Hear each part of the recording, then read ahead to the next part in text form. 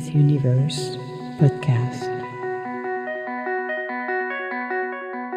Where do we go from here? Where do we go from here? Emma's Universe podcast. Where do we go from here? Where do we go from here?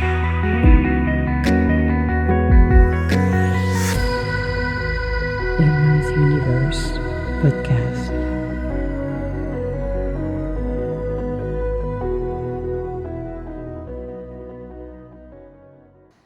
Hello. Welcome to Emma's Universe podcast. Yes. I love to listen to my intro when when I record my podcast. I have my intro and exit music actually that is from my dear friend Jenner Zeno at Studio Stargazer.org. Love him. He's my brother from another mom and a dad, actually. So love him to pieces. And this is the second actually music he does for my podcast, which I really, really love. So yes, need to give him a shout out today. So let's talk about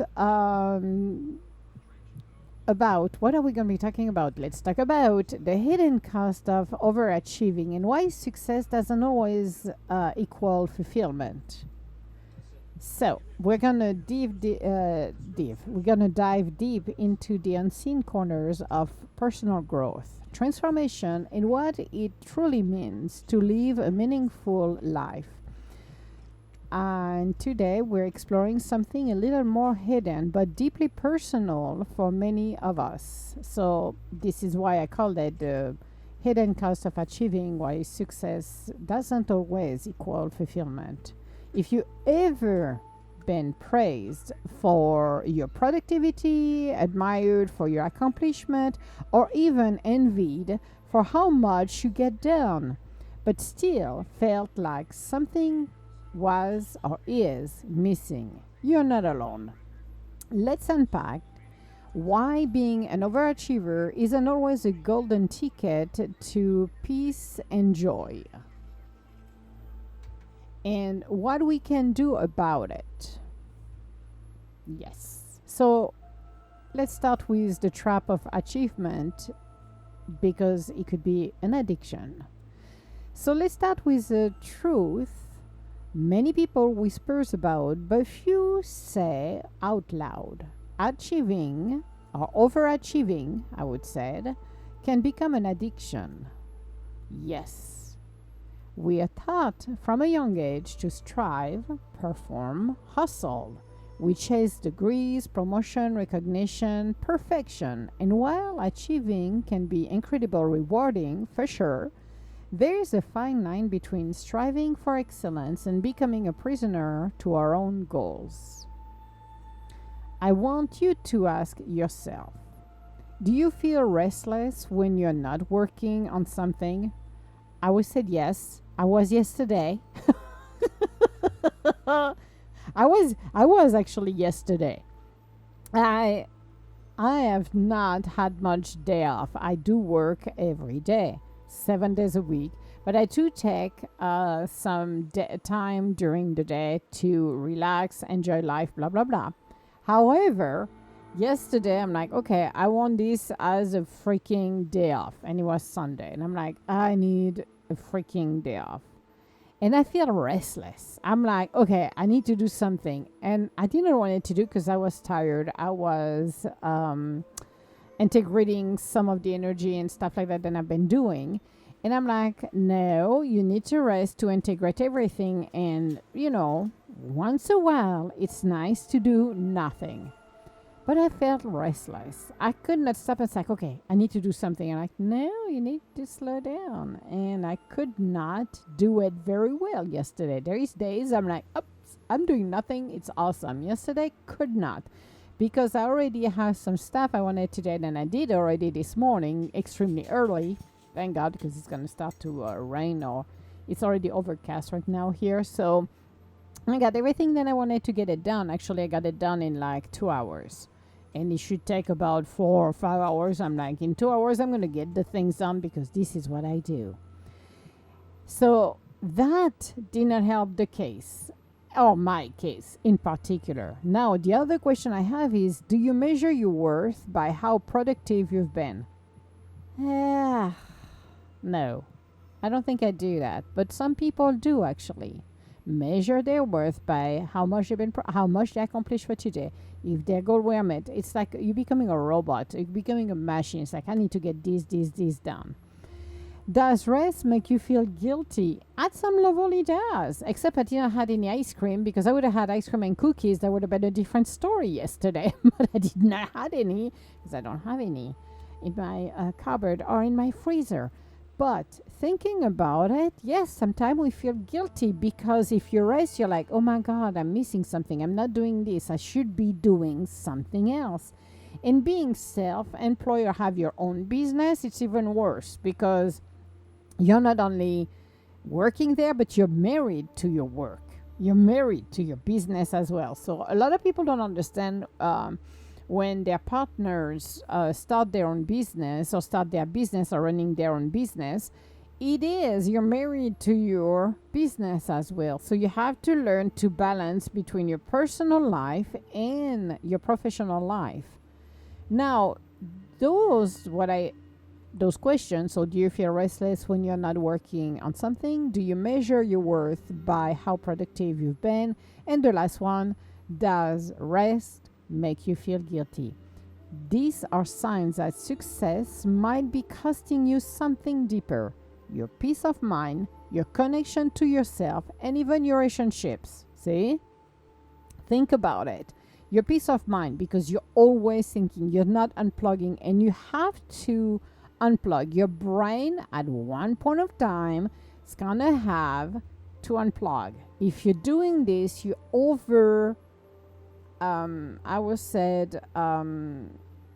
your brain is overworking, and the brain, when it's too high, can burn yourself very quickly. So you have to learn to slow down. And I'm learning this. It's a dance.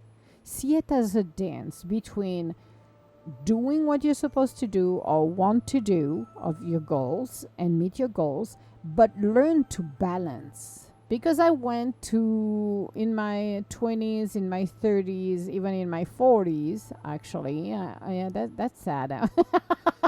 You're like, yeah, in my 20s, but also in my 30s and also in my 40s, work alcoholic. Could not stop, work. And when I say work, it's all of the time, 7 days a week, non-stop. This is what I did. So when you're looking at your peace of mind, little, or you find, doing yoga, you do things like that, but your connection to yourself, you're on the go at all time. Your connection and your relationship are going to suffer at some level unless the person is completely independent as well and have their own thing, but still it's not connecting because you're always on the go, always thinking, always doing things, instead than stopping a little bit. And again, relationship, if it's a friendship or more of mate relationship, still need to be nurtured as well. It's like a flower. It's like everything else. It's your little garden. You can grow weed in there and be full of weeds, or you can start to look at it and start to modify some of the things that needs to be modified to have more cohesive garden, meaning balance. It's not 50, it's never going to be 50-50, never, but at least you have to give a priority as well to your relationship. So now, what we sacrifice while climbing.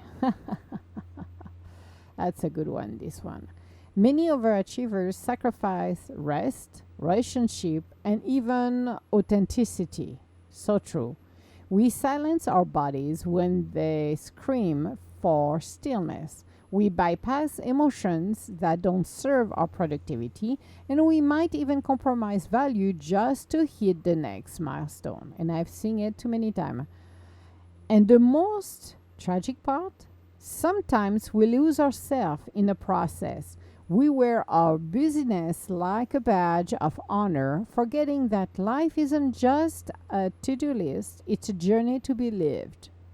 You can win the external game and still lose the internal one. So let's break it down a little bit so that will maybe help. We do silence our body when we scream for stillness. I have burned myself out many times when and pushed the limit beyond my limit just to get things done and because I was driven to do it. And that can cost a lot at the end of the day. Like we had an old say with my sister, and we were laughing about it actually because when we were younger, Daddy Dearest, I like to share stories. So buckle up, butterfly. Yes, Daddy Dearest had a logging company. And we're not talking the logging that you see here on TV with the big automated machine. You sit down in there and you know, plow through the woods. He was cutting the trees. He had employees that were cutting the trees, removing the, what do you call it? Oh, I'm forgetting the stuff too. That's awesome. It depends what it was for, actually. Cutting the trees that could have been served as firewoods, or those where you can see on the road the big wooden trees that hold actually the electricity. So you had to remove, what do we call it? The bark. Oh, good Lord. Forgot the word. Thank you, universe, for reminding me of that. And we did help him actually with the little one. And it was from sun up to sundown. We're not even getting paid, for the love of God, which totally freaking sucked at that time. That was free labor, people, free labor. But we were doing actually the job of his employees as well. So those were like very interesting because with the little one, we said, you know, and we're laughing about it. I said, you know, we're doing this now, but our bodies we're gonna pay later on with our bodies, and we did. Down the road, our bodies just like, you know, you remember when you were doing this and you were not supposed to because you were younger and you should have never done what you have done. We're gonna make you pay. Well, this is what happened when you actually are silencing your bodies. When you're not, and when you said silencing, it's not taking care of it. Taking care of it physically, emotionally, taking care of it, nurturing our bodies. Remember, we only have one bodies. Yes, for now. We have one body and one shell. That shell is what we've got. So we have to deal with and we have to nurture it. And often we don't. Then later on, down the road, we're going to pay. With illness situation that is like, oh boy, I remember when I was young and I did all of those things that really pushed the limit of my young body. Then now I'm aging and it's like, ow, ow, ow. That's basically what it is. So we have to take care of our bodies. Now, let's talk about bypassing emotions. Yes, because when we feel things not going right, and our body is going to tell us and we're going to ignore it because we need to continue to be productive. It's pushing ourselves beyond the limits. That is always something that when you're burned out and you have a mental breakdown, that's where you realize I burned myself, and I've done it multiple times, burning myself along the way to get everything done. Not the smartest way to do it at all, but been there and done that. Now, let's talk about the last one where we compromise our values just to hit the next milestone. Yes. So that, I'm going to remove myself out of this one because that's probably why a lot of people wanted to come into meeting with pitchfork because they were ready to get me out of town or the baseball bat because they compromised their value, their integrities when they were trying to get milestone. I remember I was in a meeting, and that guy could not stand me. He really took me for an idiot until I kind of slapped him back in the face. But I got the support on that specific meeting. I had the support and unexpected support for some people that this individual wanted to do things that would compromise the company. And that was compliance wise. I'm not talking about, doing something doo-doo on the side. No, that would compromise the company at the compliance level, and I'm talking federal level. So I was sitting in a meeting and listening him talking. I had my boss in there and somebody else who was in the East Coast, actually. And that person from the East Coast shocked me. I have a good poker face, so that was good at that time. But this individual was insisting we should be destroying staff where, in fact, we have to keep them. But he was trying to cut them off and get them destroyed after 7 years, where it's supposed to be kept way longer than 7 years.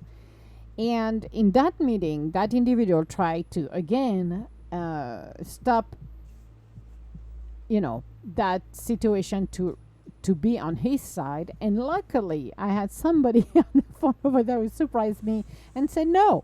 And that was somebody that had a more heavy weight than he did, which was a good thing, because otherwise we'd have had a lot of documentation and archives being destroyed by one person that shouldn't have not been in charge of that area or tried to be in charge of that area.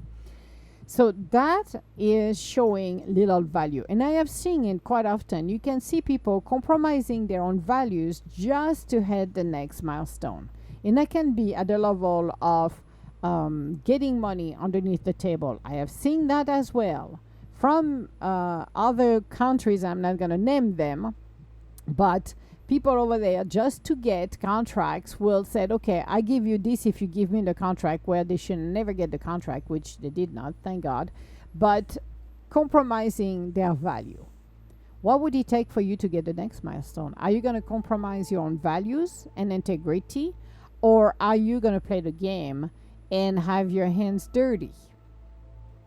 That's the sad part at the end of the day, because when you start this way, this is where you start to lose yourself into the process. So is it the way we should be doing it or not? Where is your integrity and how do you feel about it? I have Lulu crying like a baby behind me again. I'm not going to take you up to the bed, buddy. Yeah, it's his new habit. Sorry about that. So think about the journey then you're on.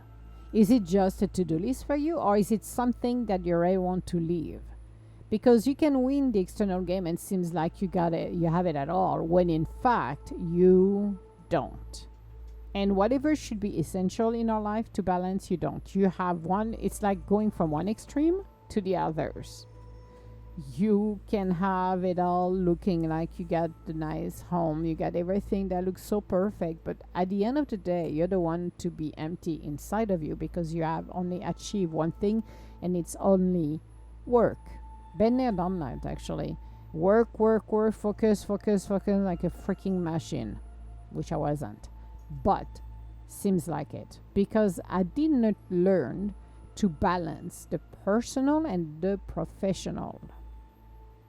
Now let's talk about the emotional toll of always reaching. That to me is one of the hardest part. What we really talk about is the emotional weight overachieving carries. The burnout, the anxiety, the emotional numbness. When every win becomes your new baseline, nothing ever feels like enough. The applause fades quickly and you're off chasing the next things. Eventually, joy gets replaced by pressure. Curiosity gets replaced by control, and success, instead of feeling fulfilling, feels like a burden. It's a subtle grief. It's very subtle. It's not something that will pop in your face and say, here we go. No. It's a quiet ache that says, I have done everything I'm supposed to. Why don't I feel whole? So when you're looking at the burnout, yes, there is a lot of anxiety behind it. The emotional numbness, you don't feel anymore. You do not feel. You're numb. You're numb on everything. So if you're looking at people, chasing the shiny objects, I call it chasing the shiny objects. I'm done with one object, I'm going to use it, and I'm going to go to the next one, and I'm going to the next one, and I'm going. It becomes an addiction because you want the thrill of the chase, the thrill of accomplishing, and then you're going to get bored, and then you're going to feel empty because it's like, what's next? Well, I need to get the next thrill. Look at the thrill seekers. They always go for the most exciting things, one after one after one after one.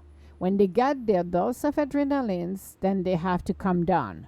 And when they come down, they are depressed, they are not doing okay mentally because their drugs are the next thrills. Overachievers are the same way. If you don't learn how to balance your business, what you're doing, your goals, and your personal life, then it becomes an addiction. It is what you want, the next shiny object. And that, at the end of the day, people don't realize that if you don't find the balance, then this is what you're going to get. Emptiness, depression. You're not going to feel good unless you're chasing the next thing. Life is a balancing act. Again, it's a little dance, and we have to learn how to do it. Nobody gives us the book, and if you are born in a family of chaos, it's even more challenging. But you have to look at how can I balance all of this, because it is an addiction, and you have to understand and recognize that. And a lot of people who are overachievers don't realize it's an addiction because the adrenaline is going on when you're going into the chase. That's what it is. I'm even gonna take this to personal. When you get people who are dating and even cheaters, it depends on the cheaters, but you have cheaters who will have somebody at home and they will have different side piece out there. It's because of the chase. Some are sexual, but some is the chase. The feeling of, oh my God, it's a first date. Oh, is this, or is that. And some people do that. Yeah, I don't know why I'm talking about the cheater. Maybe because by the time I'm recording this, with the fiasco of the Coldplay and that CEO and whatever HR person. Yeah. So think about that. Think about the chase. Think about what really excites you and how to balance the rest of your life so you don't feel empty or whole. You feel whole. You don't feel empty, but you feel whole at every level of your life. That's what we're here for as well. It's not only achieving, but it's also living a balanced life and learn to balance it as well. Now, redefining fulfillment on our own terms. That's what we should be doing. So, there is good news. You can rewrite this script. Yes, you can. What if fulfillment came not from more, but from alignment? Fulfillment isn't a destination. It's a rhythm, a balance between ambitions and presence, between doing and being. So ask yourself, what am I chasing and why? And not only one why, but do at least 10 whys. Because when you start to peel it, it's like peeling an onion. You start to discover the whys. Why am I chasing? Why am I doing this? Why and a why and a why and a why. So you can go to the core of the problem, if any. Who am I when I'm not achieving? Because that's a big one. You lose your identity. Some people identify themselves through their success. They think because they are successful, this is who they are. Actually, you're not your success. The success is just a reflection of who you are. but it's not you. So you have to define who you are. Who are you truly? And what would life look like if I let joy, not fear, guide my goals? What will change in the way I am when I'm going after my goals? It takes courage to slow down. Yep, it does. To say I am enough even when I'm not producing. But that's where the real power lives, in reclaiming your humanity from the machinery of performance. And this is true. We are soul having a human experience, and the humanity within us can be shut down very quickly when you're performing like a machine. You are not a robot. Bring humanity on what you do, and you will see, and you're going to see when you do this, the transformation around you and what you're creating will have a bigger impact as well. And that's what people lose, is the humanity when they are in that mode. And it takes courage to slow down, to say, yep, I'm taking a day off. Like I did yesterday. Well, yeah, we did a couple of things for 2 hours, but still, the rest of the day was a little chaotic because I felt restless. I wanted to do something. And like this morning, I did all of my stuff and I'm like, woohoo, I'm excited. Now I can do my podcast. I can do other things that I enjoy to do. So I'm happy, skippy, because I'm doing something that I love too. And I'm doing it joyfully. So why not doing it? Why not taking the courage to slow down? Because you know what? If you burn yourself out, you're no good for anyone. You are building your life. You are your own person. Your success, great. But remember one thing. The day you die, you leave this earth here. Go to the other side. Well, your success doesn't go over there. It stays here. And, you know, as much as success you got, you might have regrets at the end of the day. Say, I did not play enough. I did not have spent time enough with my mate. Or I did not connected enough with the people that I love. So you have to really think about the impact you're creating as well when you're doing this. Seriously. So, now, I'm inviting you today, and this invitation, it's about check in with your soul, not your schedule, your soul. Measure your life in moments, not milestones, and remind yourself that your value was never meant to be broken. It was meant to be lived. I have not broken, I believe. Yeah, I'm thinking. No, I have not broken my integrity and my values for anything. For a promotion, for a bigger check, or for anything like that. I rather live my life and having a better life than be compromised. Because when you start on that sloping slope, this is not good. So you can still achieve, you can still dream big, but let it come from love, not fear, from wholeness, not emptiness. Yep. So thank you for joining me for this powerful conversation. If this resonates with you, please share it with someone who needs gentle reminders that their worth isn't tied to their work. Until next time, we'll see you on our podcast here. Yeah, we are going to have another one that I'm going to be recording in a few minutes. I'm not going to tell you the title. You're going to have to wait. And we don't just talk about living fully, we become it. That's the goal here. All my love, guys, and we'll talk to you later. Bye now.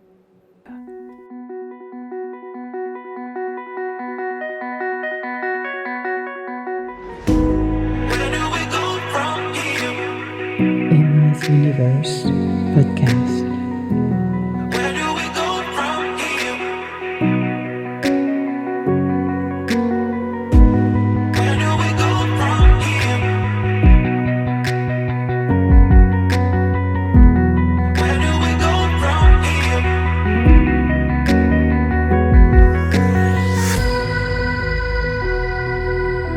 Emma's Universe Podcast.